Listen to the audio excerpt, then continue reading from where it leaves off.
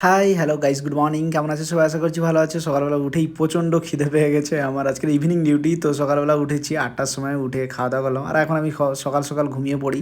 বেশ 11:30টার মধ্যেই ঘুমিয়ে পড়ি, প্রতিদিন রাতে ট্রাই করি।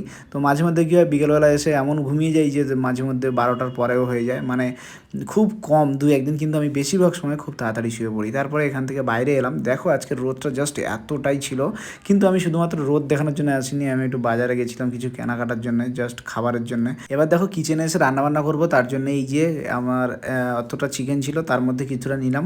তো অল্প একটু নিয়েছি, আর এটা প্রায় দিন খাওয়ার জন্য অল্প অল্প খাওয়াটাই বেটার, তাই জন্য অল্প অল্পই নিই। আর বেশি কেনার মতো আমার অত পয়সাও নেই। আর তারপরে কি হলো, এই যে আমি দেখছো অল্প সামান্য তেল দিয়ে এখন রান্নাবান্না করি, তাই অল্প সামান্য তেল দিয়ে রান্নাবান্না করছি।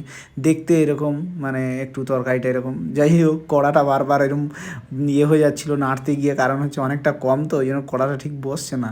তো যাই হোক, এই দেখো দেখতে অনেকটা জঘন্য। তো যাই হোক, আমার কিন্তু খিদে নেই। আমি সকালবেলা এতটাই খেয়ে নিয়েছিলাম যে সেগুলো আবার প্যাক করে আমি এই যাচ্ছি ডিউটিতে। তারপরে এই যে আমাদের দুজনেই আজকে ইভিনিং ডিউটি, তাই আমরা দুজন একসঙ্গে বেরিয়ে যাচ্ছি। বেশ ভালোই লাগছে, রোদ আছে তাই ছাতা নিয়েছি। বেশ রোদটা চচ্চড়ে রোদ আছে, মানে এই আর কি, একটু গরম লাগছে।